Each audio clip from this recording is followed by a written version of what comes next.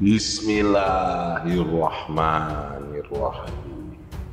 Assalamualaikum warahmatullahi wabarakatuh. Sahabat Superpedia yang dimuliakan Allah, semoga kita selalu dalam keadaan sehat walafiat. Amin. Dalam riwayat para ahli sejarah dikatakan bahwa Nabi Sulaiman memiliki setidaknya 70 orang istri. Salah satu istri yang paling terkenal adalah Balqis, yang merupakan ratu dari kerajaan Saba di Yaman. Namun, di sini kita akan mengisahkan bagaimana Nabi Sulaiman alaihissalam bisa menikahi seorang wanita dengan kulit yang sangat hitam legam. Hitam legam di sini bukan berarti berwarna kecoklatan, tetapi benar-benar berwarna hitam. Uniknya, pernikahan antara Nabi Sulaiman dan istrinya ini terjadi akibat ulah jin jahat yang bernama iblis. Maka bagaimana kisahnya? Untuk itu di video kali ini kita akan membahas tentang kisah Nabi Sulaiman alaihissalam menikahi gadis berkulit hitam legam.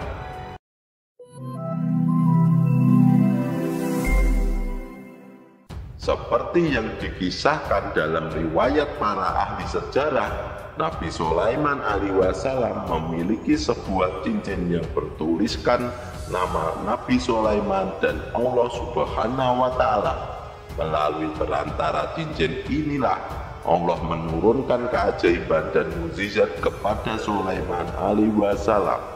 Adapun setiap sesuatu yang tertulis di sana yang menyantumkan nama Allah dan Nabi tidak boleh dibawa ke sembarang tempat. Misalnya dibawa masuk ke dalam toilet. Oleh karena itu, setiap Nabi Sulaiman hendak buang hajat, ia selalu melepas cincinnya dan menitipkannya kepada pengawalnya. Bahkan ketika Nabi Sulaiman alaihissalam tidur pun, cincin itu dilepas dan diletakkan di sebelahnya.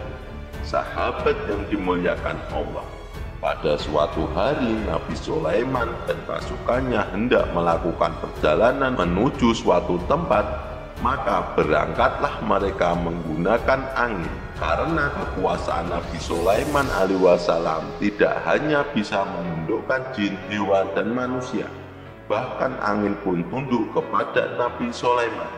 Tentunya atas izin dari Allah Subhanahu wa Ta'ala. Akhirnya Nabi Sulaiman alaihissalam dan rombongannya terbang menuju suatu tempat. Ketika hampir sampai di lokasi tujuan, Nabi Sulaiman alaihissalam memperlambat kecepatan anginnya. Saat itu matanya sempat terpana melihat ke bawah. Ia melihat di bawah angin yang membawanya ada seorang wanita yang sedang mencuci pakaian di sungai. Yang menarik perhatian Nabi Sulaiman alaihissalam adalah gadis ini memiliki kulit yang sangat hitam. Bahkan hitamnya ini tidak seperti biasanya. Ini hitam legam. Gadis ini hanya sendirian di sungai itu, tanpa ada seorang pun di sekitarnya. Lalu sempat terbesit di dalam hati Raja Sulaiman, sungguh hitam kulit gadis ini. Siapakah yang mau menikahi gadis seperti itu? Sahabat seiman, setelah melihat gadis tadi, tak jauh dari situ Nabi Sulaiman dan pasukannya mendarat di suatu wilayah. Saat itu Nabi Sulaiman alaihissalam hendak melaksanakan sholat asar dan ingin berwudu serta membuang hajat. Pada zaman Nabi Sulaiman alaihissalam, syariat sholat wajib 5 waktu belum diturunkan. Sholat hanya diwajibkan 1 kali, yaitu ketika waktu asar saja. Ketika Sulaiman hendak berwudu, beliau melepas cincinnya dan menitipkannya kepada pengawalnya. Ia pergi sendirian ke suatu area yang cukup ada airnya di sana. Akhirnya tak lama kemudian, jin Ifrit merubah wujudnya menyerupai Nabi Sulaiman alaihissalam. Ifrit keluar dalam bentuk Sulaiman dan datang menemui pengawalnya. Kemudian ia meminta cincin yang dititipkan Sulaiman. Pengawalnya pun langsung memberikannya tanpa rasa curiga. Padahal orang yang ia kasih cincin adalah Ifrit yang menyamar menjadi Raja Sulaiman. Sementara itu, Nabi Sulaiman alaihissalam yang asli masih berada di area yang ada airnya itu dan belum selesai mengambil wudhu. Namun Ifrit mendahului Sulaiman. Setelah itu Nabi Sulaiman alaihissalam yang asli keluar dari tempat pengambilan wudhu dan meminta cincinnya kembali kepada pengawalnya. Namun pengawalnya bingung karena baru saja ia memberikan cincin kepada Nabi Sulaiman alaihissalam yang lain. Akhirnya kebingungan terjadi di antara para pasukan dan penasehat kerajaan. Mereka sepakat bahwa Sulaiman pertama yang mengambil cincin adalah Sulaiman yang asli. Lalu rombongan melanjutkan perjalanan dengan meninggalkan Nabi Sulaiman yang asli di tempat tersebut. Setelah itu Nabi Sulaiman alaihissalam pun berjalan sendirian, tidak jelas arahnya kemana.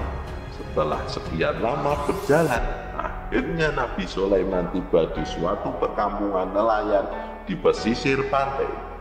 Dari jauh ia melihat seorang nelayan yang hendak melaut.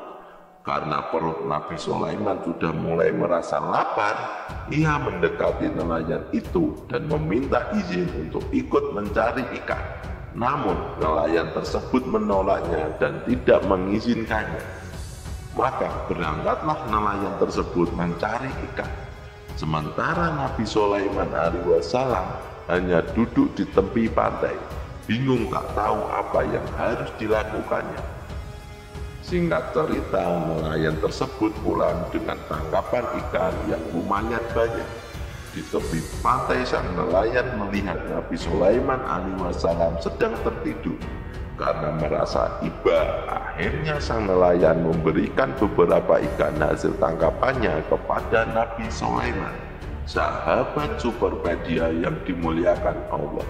Keesokan harinya sang nelayan hendak pergi mencari ikan seperti biasanya. Ia masih melihat Nabi Sulaiman yang sedang duduk di tepi pantai, seolah-olah bingung hendak melakukan apa. Akhirnya pulanglah si nelayan dari menangkap ikan. Namun sialnya hari itu ia hanya mendapatkan 1 ekor ikan. Rasanya tak mungkin jika ikan ini dibagikan kepada Nabi Sulaiman yang ketika itu masih duduk menunggunya di tepi pantai. Karena merasa tidak tega, akhirnya ia mengajak Nabi Sulaiman ke rumahnya untuk makan bersama. Kita tahan dulu kisahnya. Ketika itu di istana kerajaan Sulaiman yang dipimpin oleh Raja Sulaiman palsu, terjadi kebijakan-kebijakan yang memberatkan masyarakat. Semakin hari, si Ifrit yang menyamar menjadi Raja Sulaiman ini mengeluarkan kebijakan-kebijakan yang tak masuk akal, dan hal itu semakin menyengsarakan rakyat. Akhirnya muncullah di benak hati para penasehatnya, jangan-jangan yang menjadi raja ini bukan Nabi Sulaiman sebenarnya, Raja Sulaiman bin Daud. Jangan-jangan orang yang tempo hari mengaku-ngaku ini mungkin saja jin yang sekarang menyamar menjadi Raja Sulaiman. Maka para penasehat Raja Sulaiman ketika itu menyusun rencana untuk mengambil cincin yang ada di jari Raja Sulaiman palsu secara diam-diam. Ketika cincin itu berhasil diambil, para penasehatnya membuang cincin tersebut ke laut, berharap supaya kekuatan Sulaiman palsu ini menjadi lemah. Akhirnya cincin yang dibuang ke laut itu Allah takdirkan dimakan seekor ikan yang terjaring oleh sang nelayan tersebut. Sebelum ikan itu dimasak, putri sang nelayan membersihkannya. Ketika perut ikan itu dibelah, ditemukanlah sebuah cincin yang sangat indah, bertuliskan nama Allah Subhanahu wa Ta'ala dan Nabi Sulaiman alaihissalam. Gadis itu mengadu kepada ayahnya bahwa ia menemukan cincin Nabi Sulaiman. Mendengar hal itu dari luar, Sulaiman bergegas menemui sang nelayan dan putrinya. Ia mengira ini pasti cincin miliknya. Betapa terkejutnya Sulaiman ketika mengetahui bahwa putri sang nelayan adalah gadis hitam legam yang tempo hari ia lihat di sungai. Saat itu ia sempat berpikir, siapalah yang mau menikahi gadis sehitam ini? Sahabat seiman. Lalu Nabi Sulaiman alaihissalam pun mengaku bahwa cincin itu adalah miliknya dan meminta agar cincin tersebut dikembalikan kepadanya. Namun, sang gadis tidak mau memberikan cincin itu kepada Nabi Sulaiman karena merekalah yang menemukan di dalam perut ikan. Terjadilah perdebatan di antara keduanya, memperebutkan cincin temuannya itu. Akhirnya sang ayah gadis ini memberikan solusi. Bagaimana jika Sulaiman menikahi putrinya ini supaya cincin itu menjadi milik kalian berdua? Singkat cerita, menikahlah Nabi Sulaiman alaihissalam dengan gadis berkulit hitam legam itu, dan pada akhirnya cincin itu bisa kembali lagi ke jari Nabi Sulaiman. Setelah keduanya resmi menjadi suami istri, Nabi Sulaiman hendak pulang ke kerajaannya dengan membawa serta istrinya. Dalam perjalanan menuju istana, Nabi Sulaiman alaihissalam berpikir bahwa ia takut istrinya yang hitam legam ini akan diejek oleh orang-orang di kerajaannya, sehingga membuat istrinya merasa malu dan berkecil hati. Lalu Nabi Sulaiman alaihissalam berdoa kepada Allah Subhanahu wa Ta'ala agar istrinya tidak diolok-olok oleh orang-orang di kerajaannya. Singkat cerita, Allah mengijabah doa Nabi Sulaiman alaihissalam ini. Kulit istrinya pun berubah menjadi putih bersih dan parasnya menjadi sangat cantik luar biasa. Sahabat seiman, setelah Sulaiman dan istrinya sampai di istana, ia pun memimpin kerajaan seperti biasanya. Ia mulai merubah kebijakan-kebijakan yang dibuat oleh Sulaiman palsu menjadi kebijakan yang menguntungkan rakyat, sehingga terciptalah keadilan seperti sedia kala di antara rakyatnya. Terlepas dari benar atau tidaknya kisah ini, kita sebagai umat muslim sepatutnya cukup mengambil hikmahnya, bahwasannya kita tidak boleh merendahkan ciptaan Allah Subhanahu wa Ta'ala, karena semua sama di matanya. Rezeki yang sudah ditakdirkan untuk kita tidak mungkin salah dan tidak mungkin tak sampai kepada kita jika Allah Subhanahu wa Ta'ala telah menakdirkannya. Wallahu a'lam bishawab.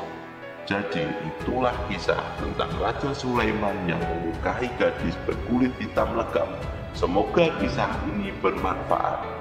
Lebih dan kurangnya mohon dimaafkan.